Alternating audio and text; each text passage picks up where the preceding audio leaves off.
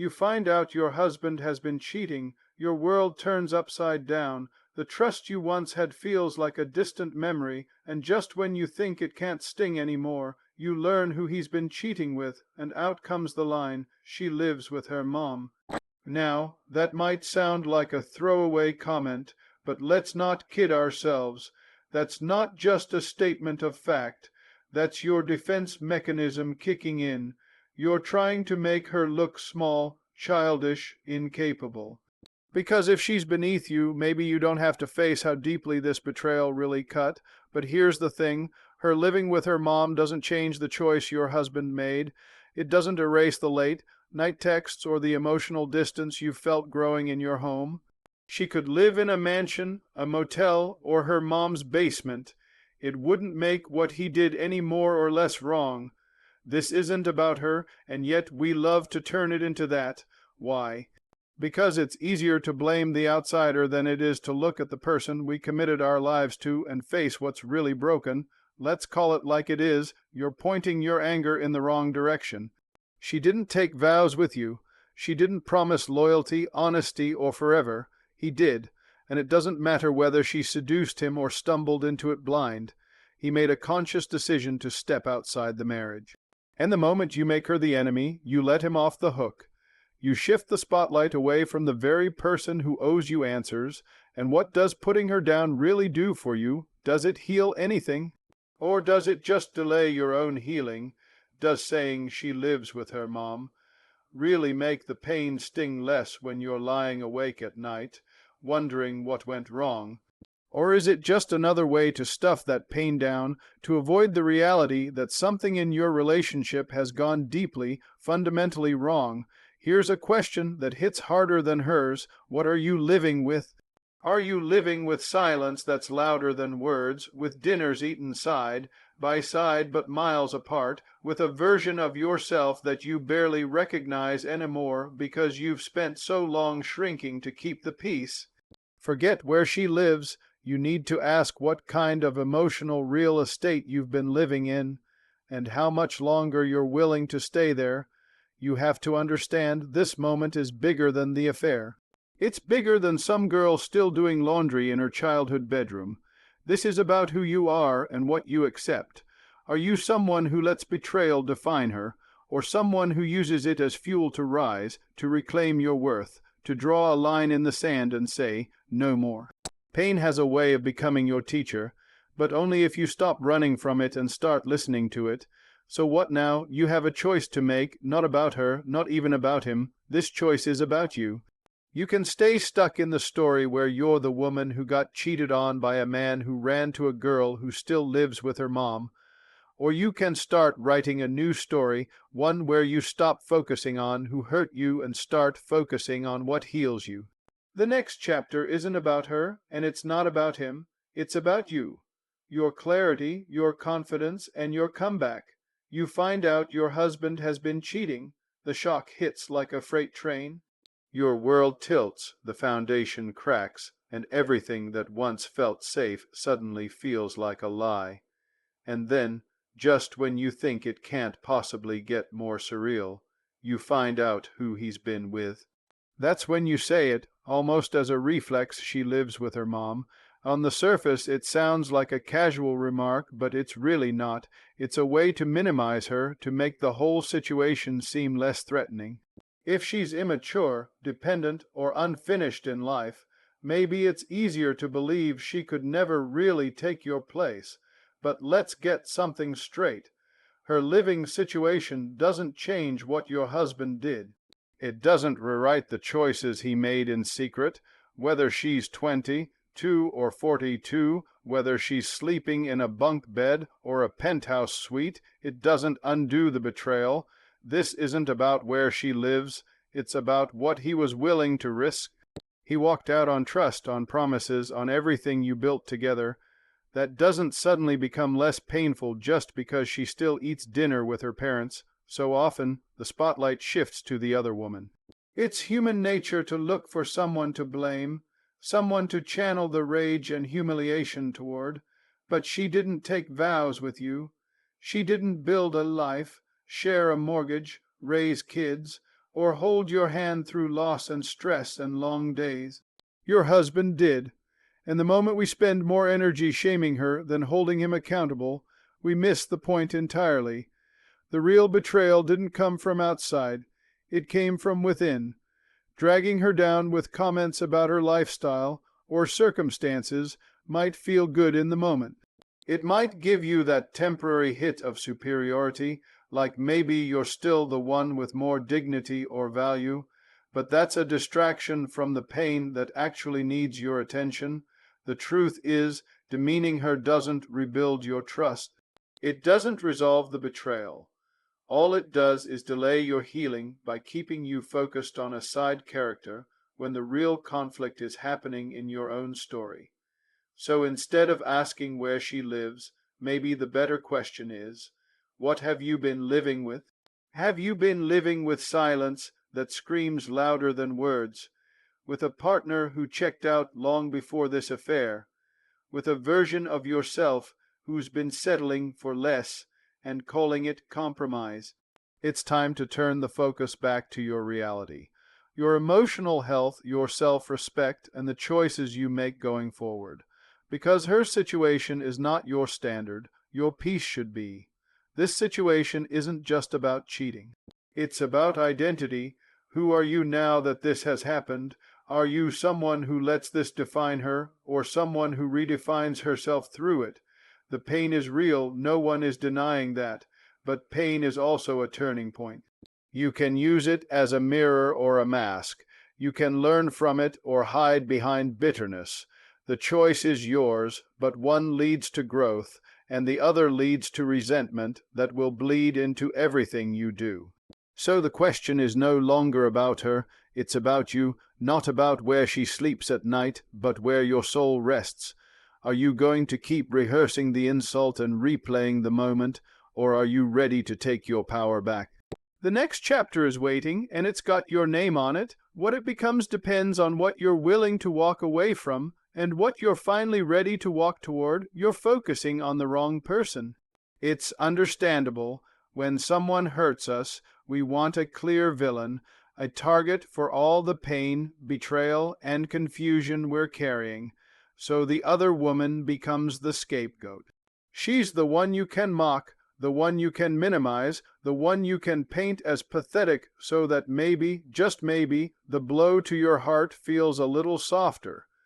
Saying she lives with her mom becomes a way to claim some kind of emotional high ground, as if her address somehow makes the affair less real or more laughable. But the truth is, that line doesn't change anything about what actually happened. The harsh reality is, she didn't betray you, your husband did. She didn't build a life with you, share dreams with you, or promise to protect your heart. He did. No matter how tempting it is to aim your anger at her, doing so just lets him slip out from under the weight of accountability.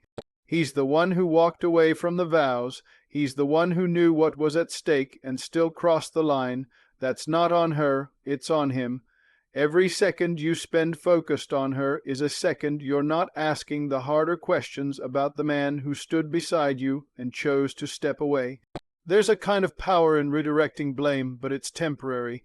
Pointing fingers might help you feel strong for a moment, but it won't give you clarity, and clarity is what you need right now. You need to understand what led to this. Not just in him, but in the dynamic you've both been living in. That means having the courage to stop avoiding the real issue. Because as long as your focus stays on her, you stay stuck. You don't heal. You don't grow. You just stay angry. And anger, when it has nowhere to go, turns inward over time. Let's not pretend it doesn't hurt. Of course it does. You feel rejected, replaced, maybe even humiliated. And looking at her, someone you might see as less mature, less stable, maybe even less attractive, just twists the knife. You can't believe he would throw away what you built for someone who doesn't even have her own place. But again, you're assigning logic to something that was never logical. Affairs are rarely about trading up. They're about escape, ego, impulse, and sometimes they're about nothing at all, except a person refusing to deal with their own unhappiness the right way. Still, you deserve more than a breakdown of why he did it. You deserve to step into a deeper truth that you are not in competition with her. This isn't about who's prettier or smarter or more independent. It's not about who lives where or does what. This is about what you're willing to accept for yourself. Are you going to let his bad decision make you question your worth, or are you going to use it as the moment you finally decide to reclaim it? Because how you move forward now matters more than how you got hurt. It's easy to get lost in the story of betrayal, to keep retelling it to yourself and others, analyzing every detail, reliving every painful twist. But healing means shifting the story, not erasing what happened, but choosing where to place your energy. You can keep talking about the woman who lives with her mom, or you can start talking about the woman who finally chose herself. The woman who realized that being disrespected wasn't her fault, but it is her responsibility to decide what happens next. So let her live with her mom, let her be whoever she is. That's not your concern. Your concern is your future, your happiness, your peace. You've spent enough time looking outward. Now it's time to look inward, to your strength, your boundaries, your values. This isn't about winning him back or proving anything to her. This is about deciding what kind of life you want to live and who actually deserves a place in it. Judging her doesn't heal you. It might feel good for a minute, rolling your eyes, making jabs, painting her as immature or pathetic. But once that moment passes, the pain is still there. Tearing her down doesn't build you back up. In fact, it keeps you stuck in the same loop, replaying the betrayal over and over without moving forward. You might think that belittling her gives you the upper hand, but all it really does is delay your healing.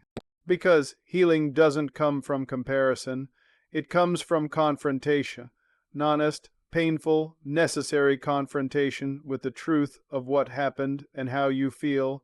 You could call her names. You could mock her choices, her situation, her lifestyle. But what does that really change? The cheating still happened. The trust is still broken.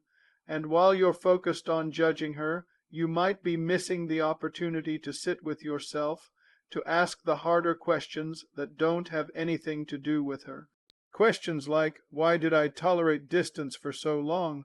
What did I ignore in myself to keep this relationship together? What have I been afraid to face? It's easier to throw stones than to look inward, but the real healing begins when you stop reaching outward for blame and start reaching inward for clarity. When you focus on her faults, you avoid your own truth.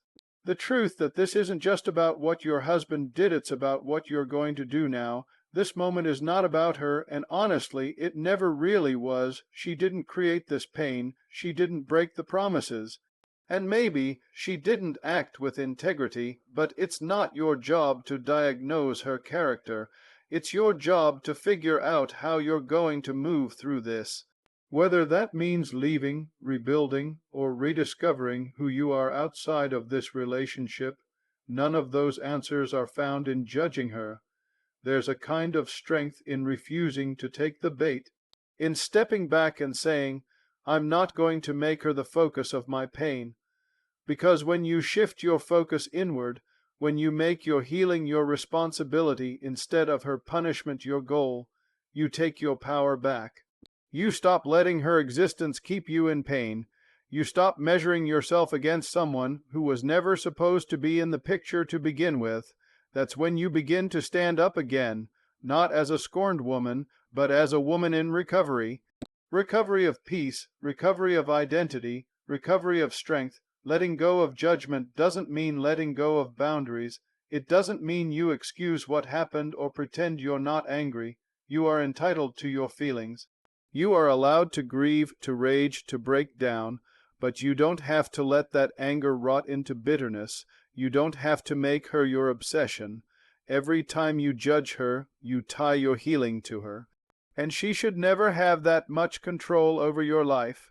She's not the one who gets to define your worth or dictate your future. That belongs to you and only you. So let her be who she is. Let her live with her mom, or with 5 roommates, or in a mansion. It doesn't matter. What matters is where you're headed, what you're choosing, and how you're deciding to live after the damage. Are you going to rebuild from the rubble, or are you going to sit in the ashes, pointing fingers at the fire? This and freedom starts when you stop keeping score, when you stop measuring your worth against someone else's mistakes. You've got your own path to walk now. Whether you stay in the marriage or leave, whether you forgive or not, it all starts with one decision: to focus on your growth, not her flaws. The judgment won't carry you through this, but grace will. Grace for yourself, grace for your process, and grace for the strength it takes to stop looking back. What are you really living with? That's the question that lingers after the shock, the anger, and the endless questions. It's easy to focus on the woman your husband cheated with. It's easy to point out that she lives with her mom, like that somehow makes her less of a threat or less real. But when the noise dies down and you're alone with your thoughts, it's not her that you're left with, it's you. It's the quiet ache, the confusion, and the heaviness that lives in your chest. So instead of asking why he chose her or where she lives, ask yourself what you've been living with long before she ever showed up. Have you been living with distance, with a partner who's been physically present but emotionally unavailable? Have you been living with silence, where conversations feel like obligations and affection has turned into routine? Sometimes the betrayal didn't start with the affair, it started with all the moments that went unspoken, all the needs that were dismissed, all the times you felt like you were reaching out and getting nothing in return. You may have convinced yourself things were fine, that this was just a phase, but now the truth is staring you down. You've been living with disappointment for a while.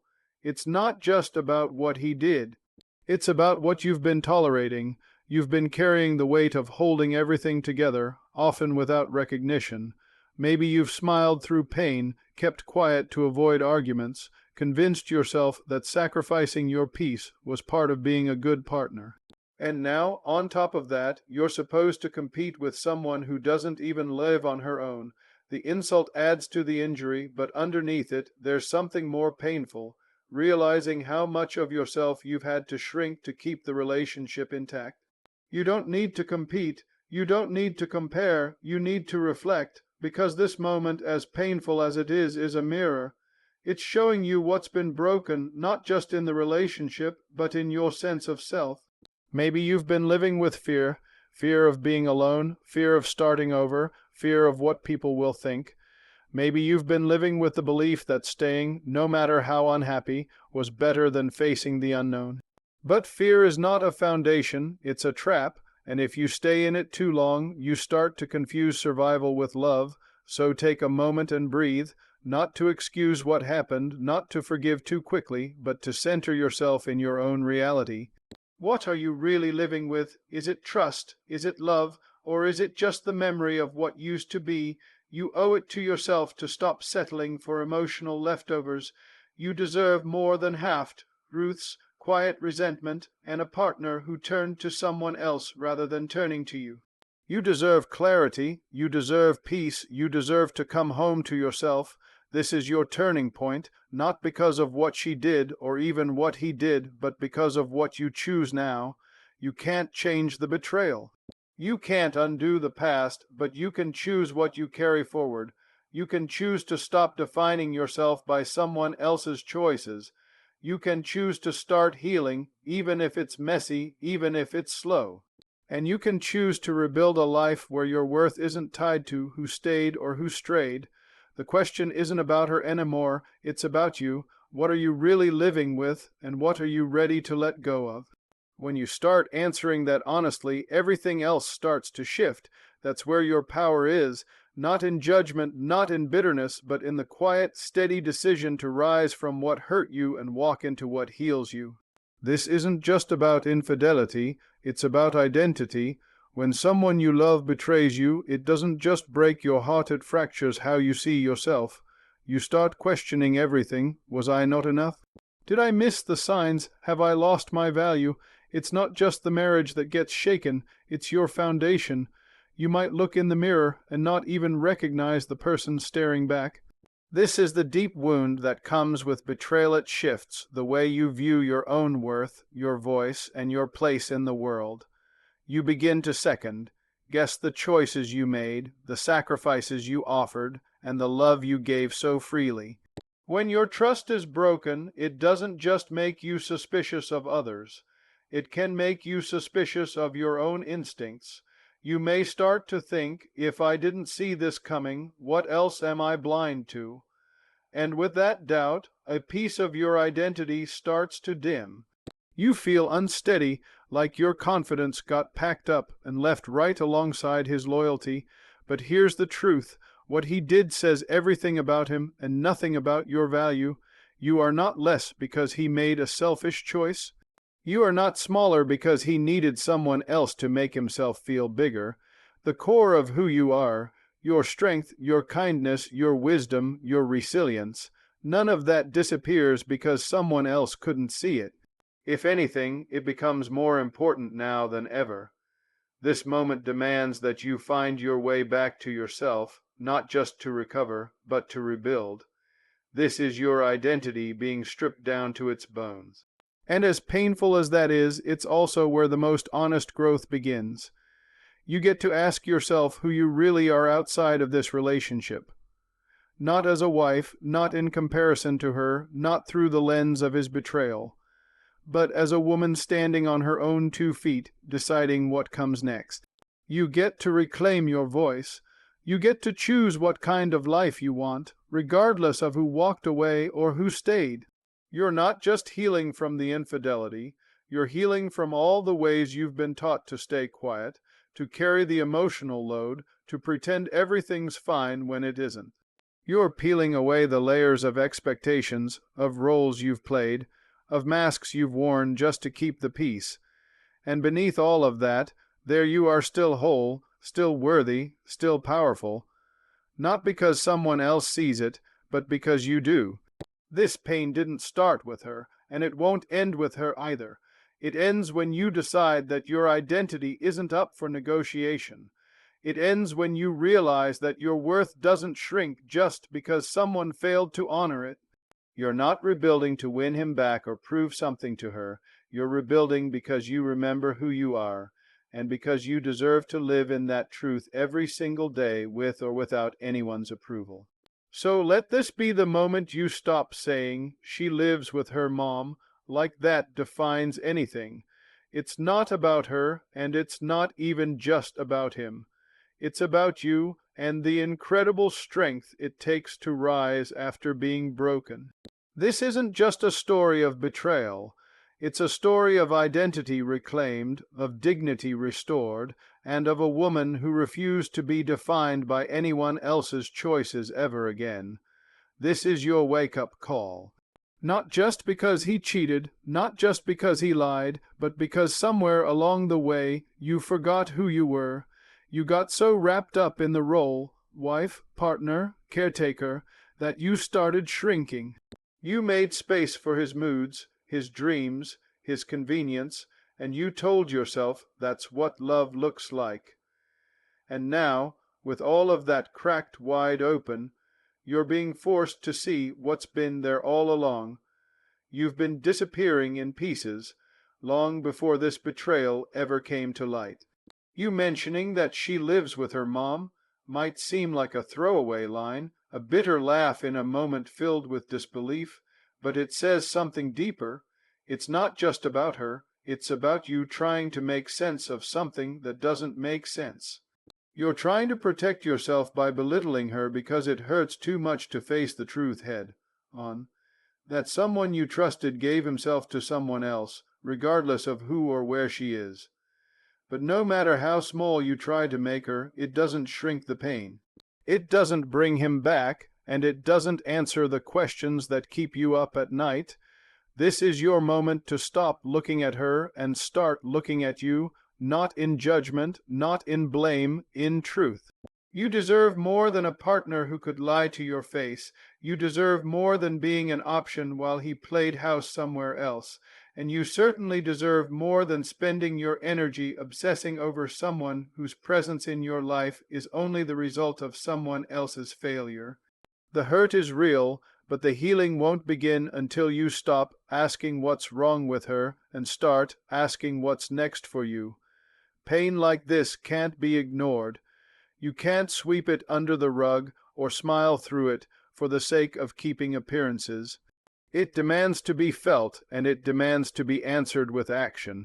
You can cry, you can scream, you can shut the world out for a while, but don't stay there. This is your life, and it's too important to hand over to someone who didn't value it. You don't need to pretend you're okay, but you do need to decide that you're worth more than staying stuck in someone else's bad decision.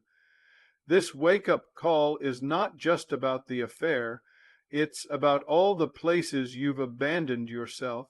It's about the standards you lowered, the needs you silenced, the intuition you ignored. Now's the time to gather all those parts of yourself and pull them close. Reclaim the woman who used to dream, who used to laugh without second, guessing herself, who used to trust her gut. She's still in there. She's just been waiting for you to turn around and remember her. You might not have asked for this moment, but now that it's here, let it work for you. Let it be the fire that burns down everything that no longer serves you. Let it clear the path, not for revenge, not for ego, but for rebirth. You don't have to know exactly where you're headed yet. You just have to know that standing still in this place of betrayal is not an option. Healing is messy, nonlinear, and exhausting, but so is staying in a situation that keeps wounding you. So yes, this is your wake-up call, not because he failed, but because you're finally ready to stop failing yourself. Not because she lives with her mom, but because you're done living in a version of life where your needs come last. This isn't about proving anything to them. It's about proving something to you, that your peace matters, your heart matters, and your future is far too valuable to leave in the hands of someone who didn't protect it the first time. For, oh, pain is a teacher, but only if you listen. It shows up when something has gone deeply wrong, not just in the obvious ways, but in the ways we've ignored, buried, or denied for too long. It doesn't whisper, it demands, and right now your pain is trying to wake you up. Not just to the betrayal, but to the parts of yourself you've put on pause. It's trying to get your attention, to shake you out of the fog of denial, and force you to ask, how did I get here? Not because you're to blame for his actions, but because now is the time to find your way back to yourself. You keep coming back to the same line, she lives with her mom. It sounds like mockery, but it's also a defense. It's easier to minimize her than to face the deeper wound. You say it like it makes her less of a threat, less of a woman. Maybe it gives you a few seconds of control in a situation where you feel powerless. But here's the truth, where she lives doesn't matter. What matters is the breach of trust. What matters is the person who stood beside you, made promises to you, and still turned away. The betrayal didn't come from her. It came from the man who knew your heart, the man who knew what was at risk and decided it anyway, and focusing on her, no matter how tempting, is just a distraction from facing the hard questions. What have you accepted in silence? What parts of yourself have you neglected while trying to keep something together that was already coming undone? These aren't easy questions, but they are necessary, because healing doesn't come from tearing someone else down. It comes from building yourself back up. You don't have to carry the shame of someone else's actions. You don't have to take on the weight of proving that you were enough. You were, you still are. His choices are not a reflection of your worth. They're a reflection of his immaturity, his cowardice, his inability to confront whatever is broken inside of him. And if he chose someone who's still living with her mom, it only reinforces how little this had to do with you and how much it had to do with his own need for control or escape. Let this be the moment you stop centering your story around people who couldn't honor you. This is your time to recenter your life around your healing, your growth, and your truth. The anger you feel is valid, but it's not where you're meant to stay. It's just the beginning. The deeper work is in the rebuilding, rediscovering your voice, your vision, and the woman you may have set aside for the sake of keeping peace. She's still here, and she's ready for you to show up for her. You don't have to have all the answers right now. You don't have to make any major decisions today, but you do need to begin. Begin by refusing to reduce your journey to comparisons. Begin by letting go of narratives that keep you small. Begin by allowing yourself to feel the grief without judgment. This is not weakness. This is strength. This is what it looks like to stand in the ashes and still believe something beautiful can grow. Pain is a teacher, but only if you listen, and it's telling you that you deserve more, not just from others, but from yourself. You deserve a life where your love is not a gamble, where your value is not questioned, where your peace is not constantly disturbed. Listen to what this pain is saying, not about him, not about her, but about you. It's time to rise, not because they fell short, but because you finally decided you never would again.